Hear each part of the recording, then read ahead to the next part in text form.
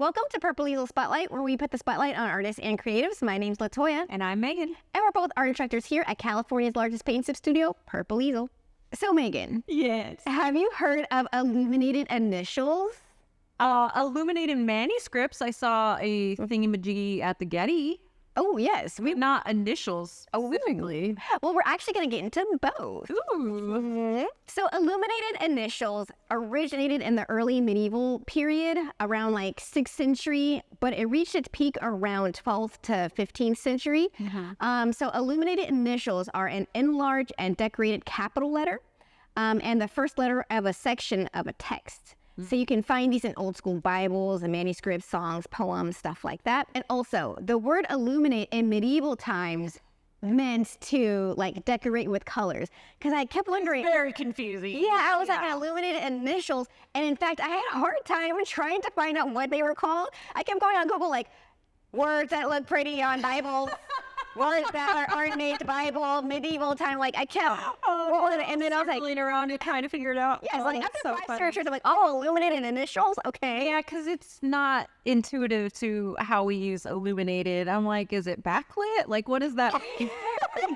Yeah. So they vary from basic pen and ink drawings to like fancy elaborated letters that are made with like gold leaf and silver leaf, and they were made with like wood cutting back in the days as well. So we're just going to take a few moments to look at some pictures just to see what I'm talking about, because I feel like you got to see it to know.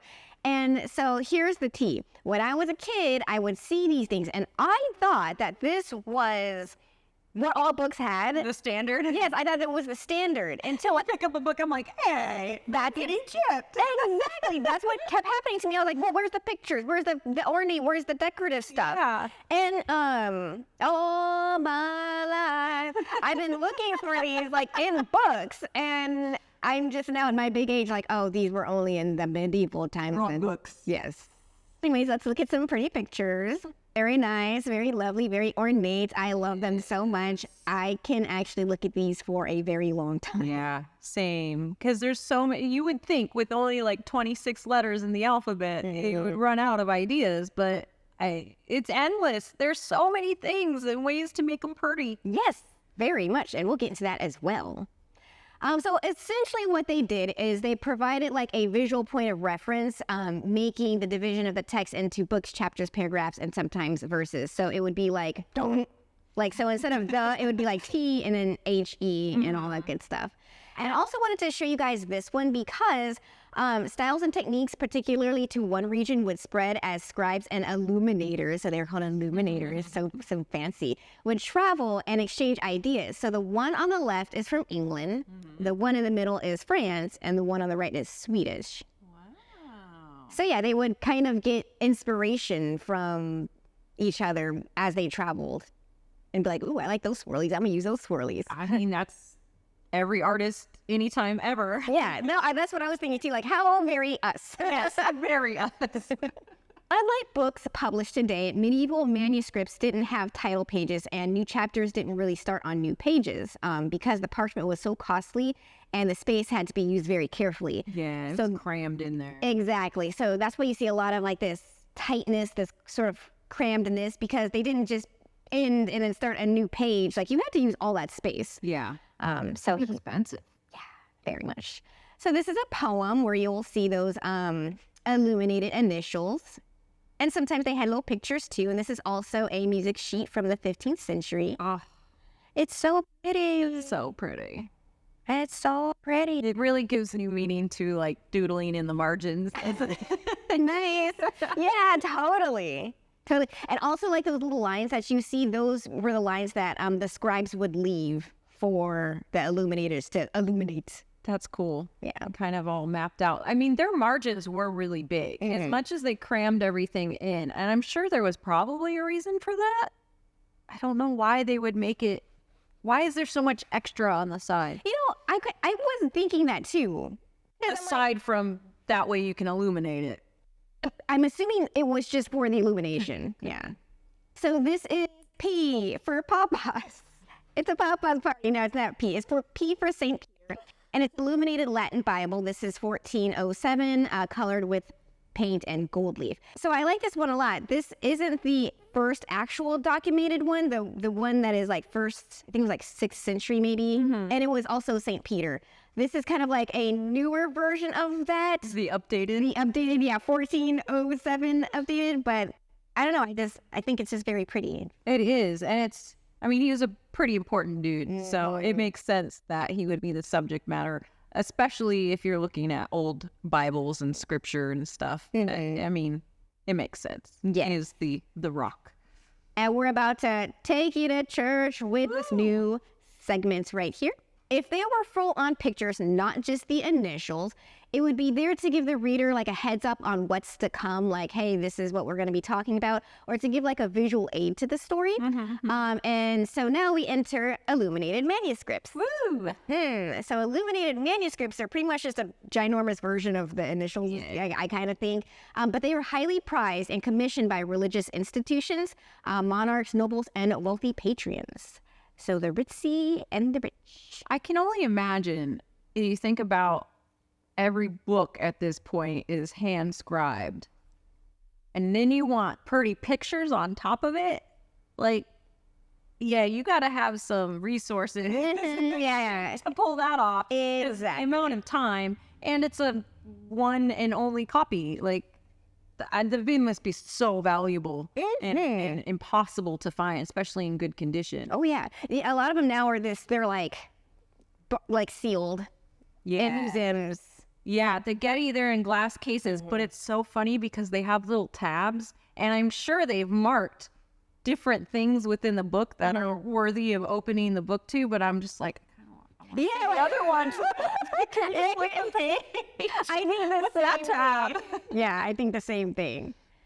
So this one in particular, I really, really, really, really like. I don't know why, but it's probably my favorite of the ones I was researching. But there's a lot of like death, and there's a lot of.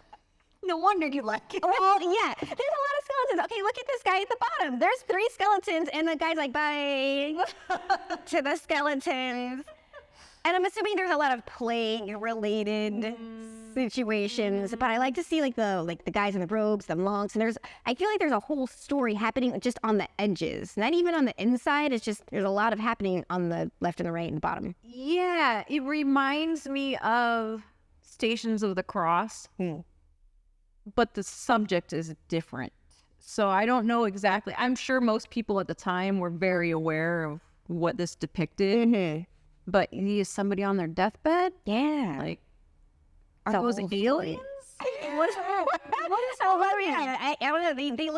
They look like alive skeletons. Like they have muscles and skin. It's just really big heads. Okay. Yeah. That's very interesting. Oh my gosh, the guy from Ancient Aliens, I'm sure, has picked this up and got aliens for sure. But one thing I really like about it too is just like look at the fine detail in all of it. I'm imagining someone with like the smallest brush. I mean, look at the cathedral. The architecture that's displayed, Gothic architecture, first of all, was insane. And then to paint it after the fact, right? Like, that's so much time. I ain't got time for that. Right? Yeah, I'm like, how long did this take? This is amazing. Yeah. Wow. And this one's pretty cool too. And is that, okay, wait, this is our art inception for the day? Okay. Is it the scribing? I think that's what's happening here. Maybe. You know what? I don't know. I'm going to believe that it is. Probably. Yes. Self-portrait. Self-portrait. Yeah. Kind of snuck himself in there.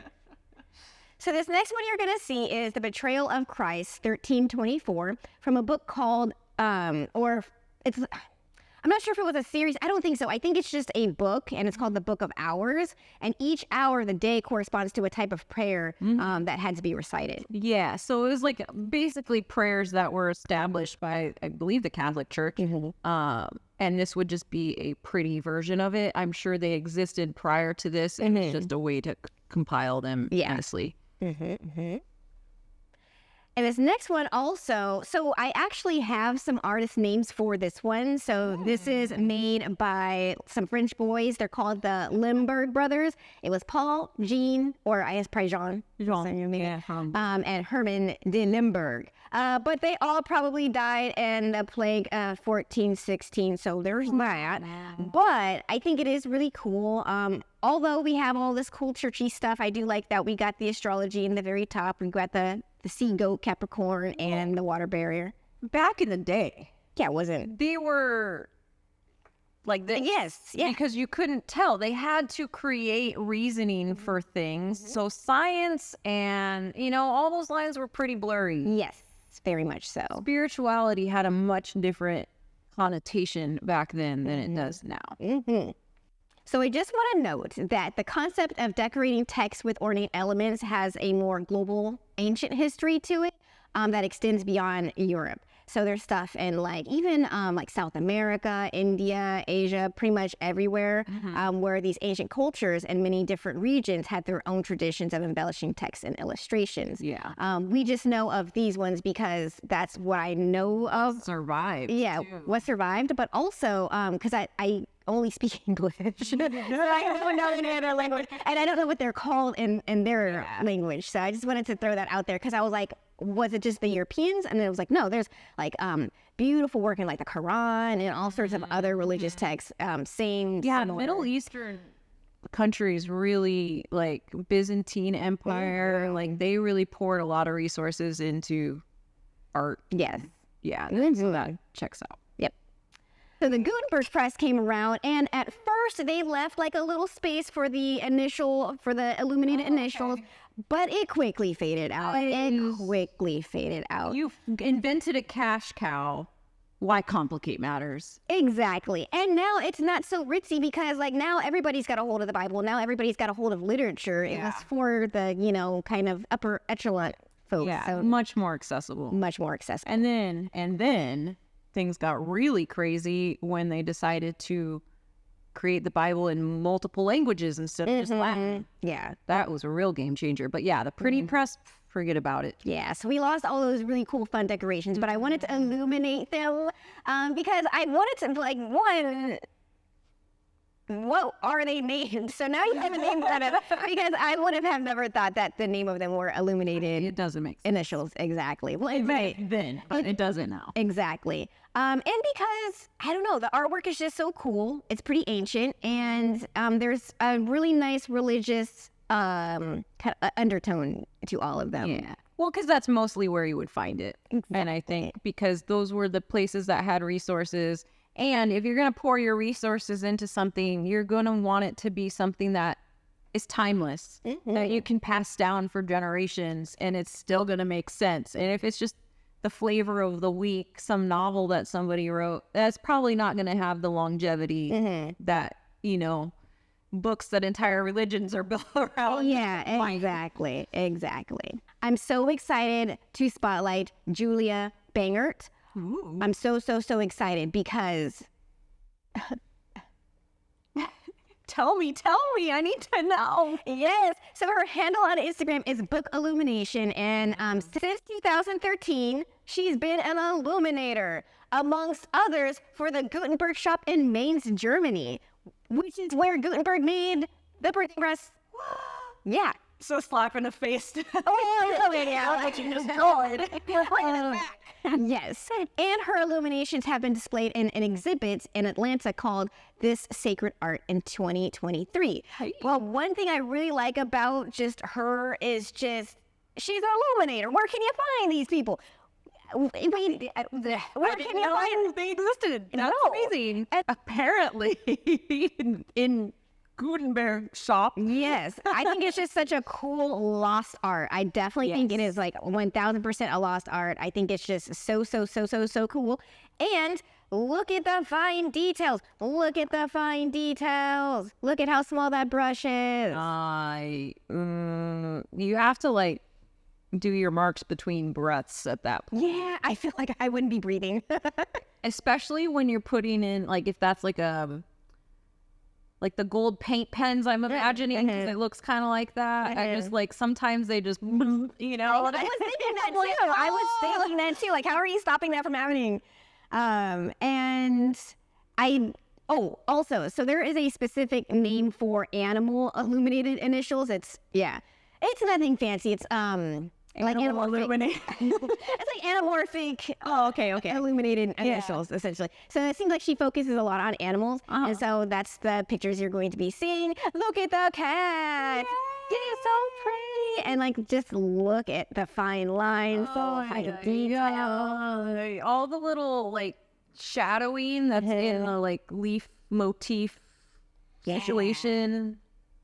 That's so pretty. I've tried to do stuff like that, and I just can't come up with ideas. You know what? That's the thing. And that's one thing I think I really like, and why I can look at this forever, is because it seems like there's an endless amount of ideas and swirlies and motifs and decorative. It's like this swirly, and maybe this flower, and then this kind of flower. And then I'm like, now what? How do I fill space? I can't.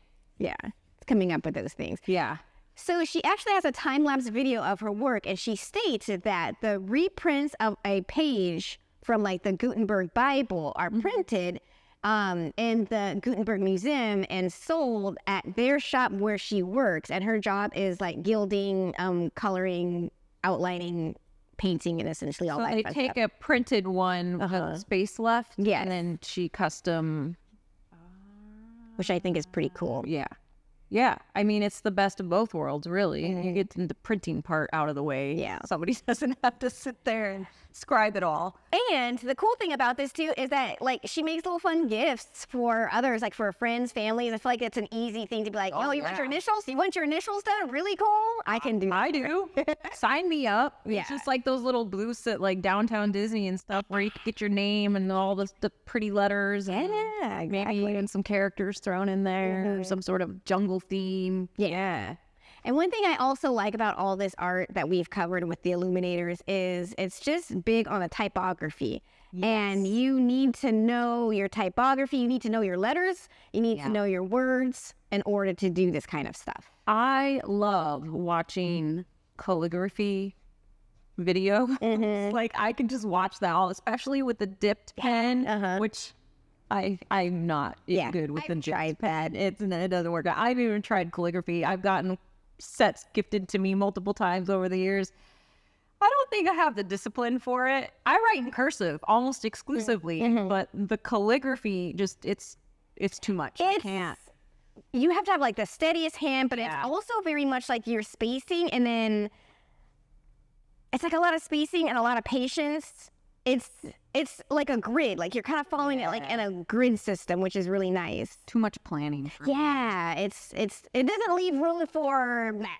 Yeah, right. It's a very mechanical approach to something that's very artistic and elaborate and beautiful.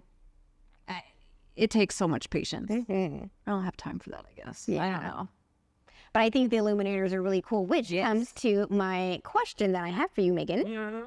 Do you think more adult books need more illustrations in them? Because it seemed like back in the days, you could just turn the page and there's a ginormous picture and like, cool. Like, it goes with the story.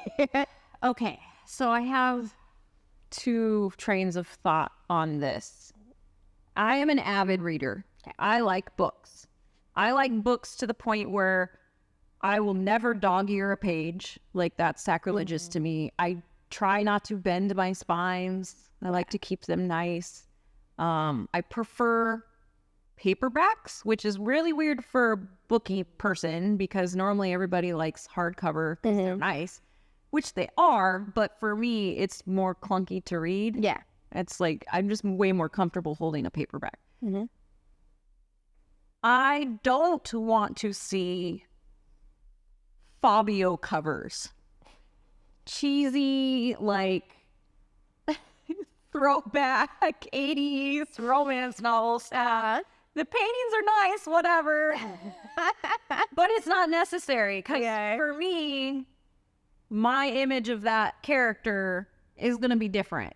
And so now you're putting that in front of me and it kind of skews from what your imagination's already thinking. Right. Gotcha. Okay. Landscapes I'm all there for, especially fantasy stuff. For me, the setting is different than the character. Okay. So if there are setting illustrations, then I'm all for that. I love when I'm flipping through a book and there's little embellishments at the beginning of each chapter, for example. And you don't see it a lot. So it feels special when you do see it. And even reading books off Kindle, that's a way you can kind of get some of that artistry back in there. It's just your chapter header, you know? Yeah. Or sometimes they'll have like a little quote at the beginning of the chapter that has some vague relationship to whatever's about to happen. But I like those little things, those little teasers almost. And I love children's illustrated books. To me, illustrations in a children's book make the book. Yeah, It is the book. Yes. Words are kind of whatever. Maybe it's cool if they rhyme or something. Yeah. I'll buy a children's picture book with no words because I like the artwork. Okay. All right. I don't know. Did that even answer your question? Oh, yeah, It's no, totally. both. It depends on what it is, I guess. I know, I think it does. Hobby upward, yes. No, yeah, I think it does depend on what it is. I feel like I could maybe have gotten, well, I don't think so. This isn't really, and if I had some visual aids. Yeah. So, you know, a part of me says yes. I do agree with you on the Fabio thing. So there's that. Don't make that come back, please. Yes, but I feel like they're like every once in a while. It doesn't have to be the whole thing, but like maybe every like I don't know 20 to 50 pages, there could be a little something for me to be like okay. Yeah. So yeah, I don't know. Really, where the interesting part comes in is cover art. There is a whole like secondary market. Oh yeah. Where you can buy artists' jackets, cover jackets, to go over books that you've already got. And it's hardcover, but even the authors get in on it. They're like, oh man, check this one out. This is a really good like fan art version. Yeah. You get really cool typography. Like I 100% judge books by their cover. Oh yeah. It's what attracts me. No, and it doesn't have to have a picture. It could just be a nice color or a texture. I like that, like in a soft texture on a book cover. Like, I feel you on that experience because I have a book that I bought to support an astrologer that I like look up to, and it's like, man. But then he like redid it with a better cover. I'm like, I wish I had that one. Right. And now it's like all of it's sold or and now it's kind of like out there in the astrology community. But yeah, I just got the like, like, and it's not even hardcovers, and people go really crazy with the hardcovers. But my Lord of the Rings series, like they all have to match. They have to be the same run, you know, like. I don't want the cover from the 80s and the cover for the 95 or whatever next to each other on the shelf. You know what? I saw a TikTok and the guy, you know how there's when you have a book, there's like that gold, it's like gold on the edge or whatever. He folds it, it's gold still, but when he folds it, it's like Frodo and Gandalf in the Shire on one way, but then you like flip it a different way and it's like a completely different image. I was like, what in tarnation God? Yeah, so speaking of, I've seen videos where people will rip off the covers and create custom covers like with leather, like a lot of leather workers doing really elaborate, beautiful covers, or people painting the sides. And it's just, it's really cool. There's so many ways to like embellish your books and you don't even have to have much to do it. You don't have to have a printing press. You can take something that already exists. You can get it at Goodwill. Like you can be your own illuminator. Yes. The world needs more illumination. So one takeaway from this episode that we want you guys to take away is to find a way. Yes, to take something very ordinary and make it beautiful, like we just were talking about with the pet rock situation. You could take something very, very simple, like a book, a rock, a shelf, anything. All the things. And illuminate it. Yes. And put your own shoes. Oh my God. People draw on shoes. Oh yeah. There's so many things. Yeah. So many things. Everything is accessible. Everything can be made beautiful, and why not surround yourself with things that are nice to look at? Exactly. We pay hundreds of thousands of dollars at the movies every year to see attractive people, so why not? Why not take your things and beautify it? From all of us here at Purple Easel, thank you so much for tuning in. Learn more about Illuminated Initials and Julia Bangert in the links below. Join us at purpleeselplus.com to paint with the world's largest online paint sim studio. And if you're in Southern California, swing by the studio. In the meantime, create more and create often. Bye. Read your Bible.